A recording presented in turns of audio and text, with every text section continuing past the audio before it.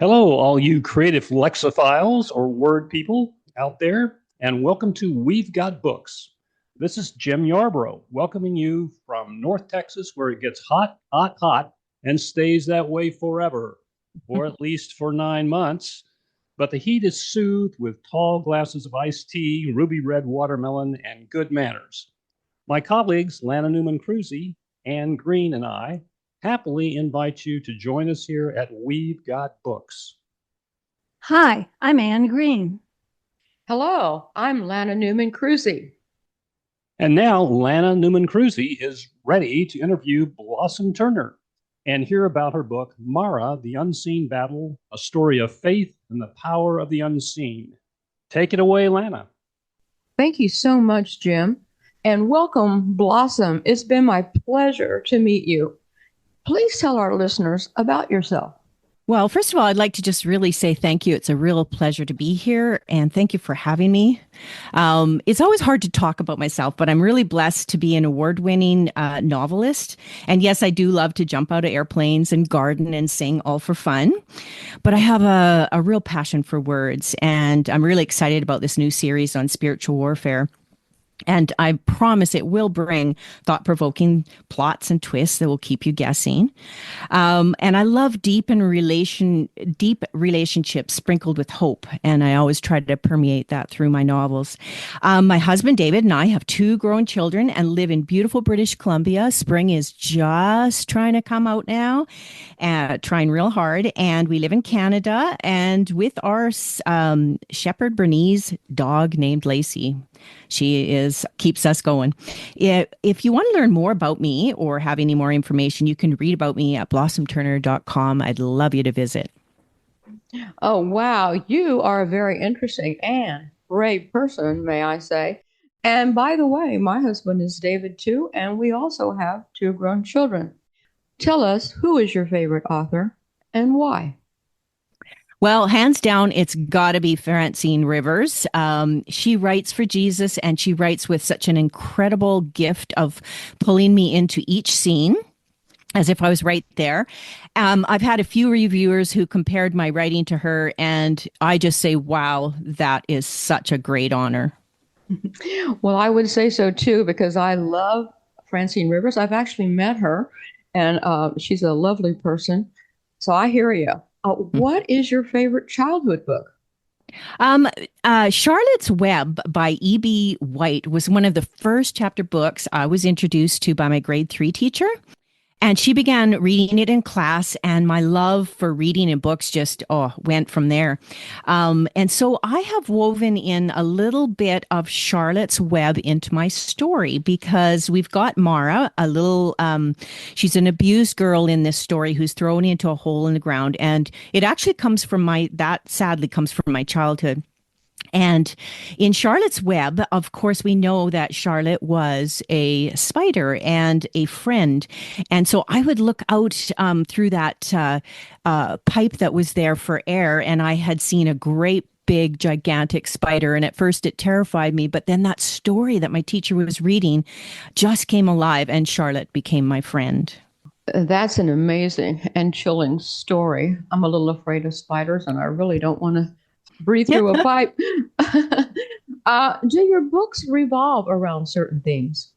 Oh, absolutely. My latest series, Mara, the Unseen Battle, revolves around the theme and truth of spiritual warfare. It's based on Ephesians 6.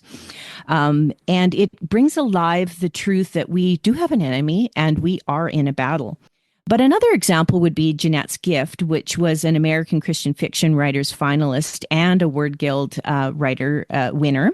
But it dealt with low self-esteem and touched many women's hearts. And so it was really good to hear their stories.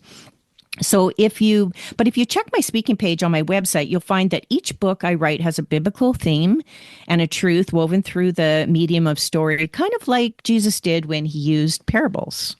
Well, you've tackled some difficult themes. I love that you've turned everything over to Jesus and learned from him too.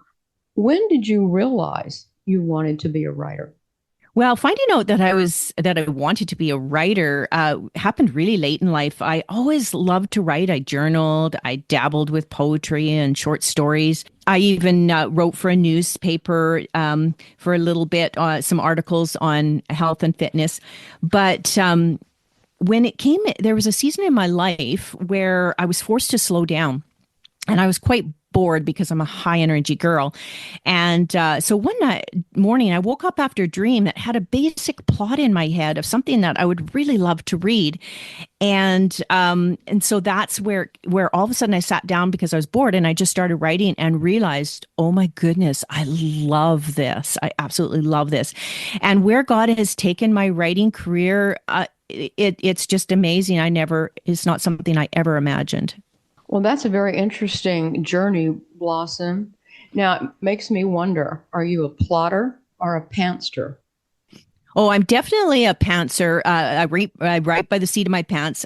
But I do, before I write each day, I pray and I ask God to be my co-author. And oh man, I never go wrong that way.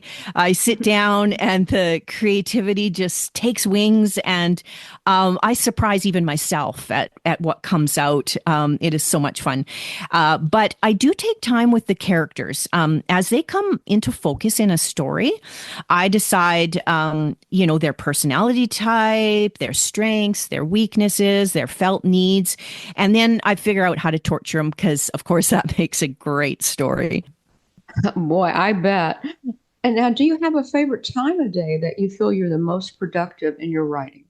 Mornings for sure are my most productive time, but there's times when actually the bug just bites and I go, oh, that's a great idea. And I sit down, and I can be in the evening, and I'll just write into the wee hours of the morning and just allow that creativity to go until it stops.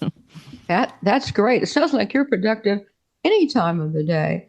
How has your life experience helped you in your writing journey? Oh, life experiences absolutely influence my writing. The characters, the pain, the pleasure I weave into each story always has a thread of truth. I pick themes I've struggled with in life and use my experience as a template or a story arc. How did I grow? What did I learn? How did I make it through? So my characters come alive through the trials and tribulations I've already walked through. So yes. Well, I'm sorry about the trials and tribulations, but I love that you've put it to work in your books. Now, just for fun, tell us 3 things about yourself that might surprise your readers. I'm a thrill seeker. I love skydiving, roller coaster rides. I've got my motorcycle license at 43, but I also just love to curl up by a fire with a good book and my dog. And I absolutely love gardening. I'm known as the crazy flower lady in the neighborhood because I have that many flowers. And I love Jesus more than life itself. Well, that last part is especially beautiful. All of it is beautiful. You are indeed a woman of contrast, and may I say, a woman of beauty too. What do you like to do when you're not writing? I love reading, of course, and gardening all the summer months, and traveling. I love visiting my daughter and son-in-law who live in Germany. Wow, you have an interesting life. Now let's discuss your latest book, Mara, The Unseen Battle, a story of faith and the power of the unseen. Give us an overview of Mara, The Unseen Battle.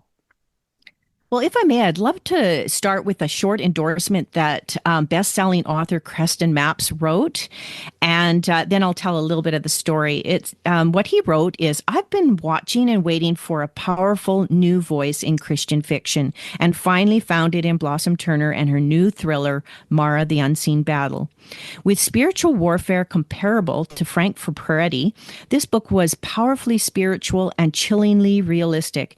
It had everything I love in a good novel. Tension throughout, great pacing, unexpected twists and turns.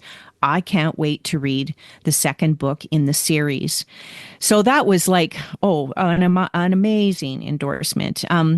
But for the reader, I'd love you to step into Mara, the Unseen Battle. It's a gripping suspense set in 1970 small town Canada, where I grew up.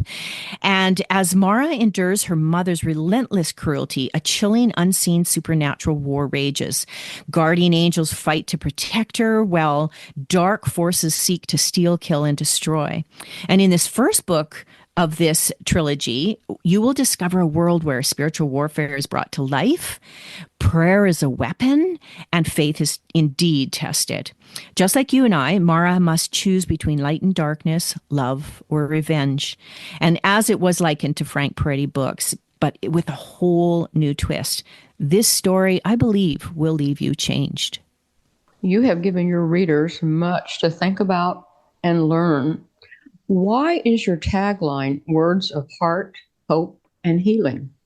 My tagline actually captures my reason for writing. My desire is actually to craft words that touch the heart, that bring hope in difficult situations, and healing to the brokenhearted. As I weave in biblical truths, my prayer really is that the reader will not only find entertainment, but words of life to inspire hope and healing in possibly their darkest hour. I so admire your goal of inspiring hope and healing. What is your inspiration for your latest book? This story, Mara the Unseen Battle, really found me. My genre, which I absolutely loved, was historical romance. I was building a following. I had won awards for almost every book I wrote, and I loved what I was doing. But as I finished up my last series, The Shenandoah Brides, the Holy Spirit just spoke so clearly to me that Mara, the Unseen Battle, this Christian suspense, would be my next series. And to be honest, I did really struggle with that. But I worked my way through, and I was like, okay, I'm going to be obedient to you, Lord. And so I just felt I was supposed to write from that really deep place of my own childhood experiences and reveal the unseen spirit world that preys on the vulnerable. And it's my hope and prayer that the reader will be entertained, but more importantly, inspired to realize how powerful their prayer life is, and how when faith is tested, we have an amazing God. We have a guardian angel at the ready, which is just so exciting. And we are not alone, but we're dearly loved. I love your heart for God and for others, Blossom. You're fabulous. What was your hardest scene to write in Mara, the Unseen Battle? So in this book one, for sure, the hardest scene was a suicide scene. And it took me back to my teen years where I was actually in that place and seriously contemplating suicide as a way to be free from my pain. But I'm just so thankful that God met me in this desperate place. And I'm just hoping that this book will give others hope. I hope that too, Blossom. And I'm so thankful that you found your way out of your pain. How did you weave biblical truths into your latest book? So Mara the Unseen Battle is a story based on Ephesians 6 and spiritual warfare. For we know we don't wrestle against flesh and blood, but we against principalities and powers of darkness. So I wanted to bring that alive because we do have an enemy and we are in a battle as Christians. And weaving this biblical truth into the story is done in a way where you peek into that other realm where you will see guardian angels and Satan's minions, and they're both at work and they're both at war. And through giving each of these guardian angels and the demon a character POV or a point of view with goals and arc and a story arc of their own, all of a sudden these scenes come alive and they become impactful. So often we think we're alone, but we're really not. And I really want to bring that across. So we have a big God. We have a real enemy, but we also have like a guardian angel too, which is just so amazing. This is a necessary reminder for all. I'm so glad that you have written about this. Now, please read an excerpt from Mara, the Unseen Battle. Well, this was hard to choose, but I thought I would choose the first scene of Ansel, which is Mara's guardian angel. And Jesus is just instructing him. So we'll go into that scene. Stay near her, Jesus instructed. Guard her from death and give comfort.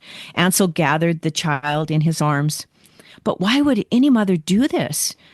What Satan may orchestrate for evil, I can use for good, Jesus said.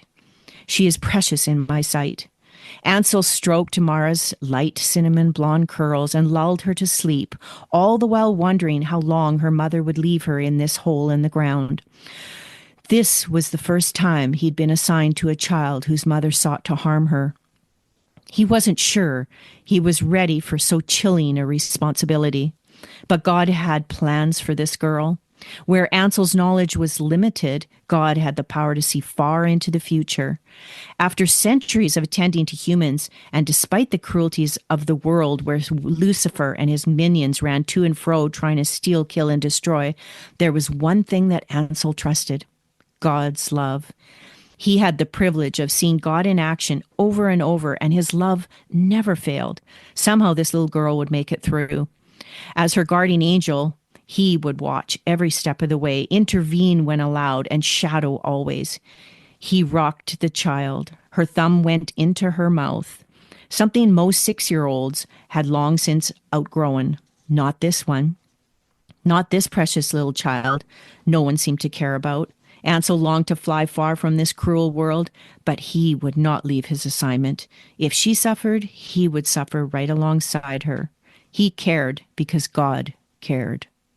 Thank you, Blossom. That was a very moving and incredible excerpt.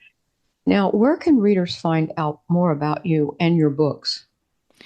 The best place is just go to blossomturner.com. I do have a newsletter, and I give away a free novella, so you could get a little taste of my writing. But you could also just sign up for fun monthly updates. I always have books to win and recipes and personal updates on my life as an author. Well, Blossom, thank you for a most informative and interesting interview. You are definitely a blessing and helping others in many ways. It's been a pleasure to have you. Oh, and thank you, Lana, Anne, and Jim. It has been a pleasure and an honor to be with you today. Well, thank you very much. Well, Blossom and Lana, thank you very much for a wonderful interview. Once again, our time has flown by, and so we must bid farewell from deep in the heart of Texas, and hope you've enjoyed your time with us as much as we've enjoyed having you. Join us next week when we interview author Mary Ann Diorio and her contemporary suspense, Miracle in Milan.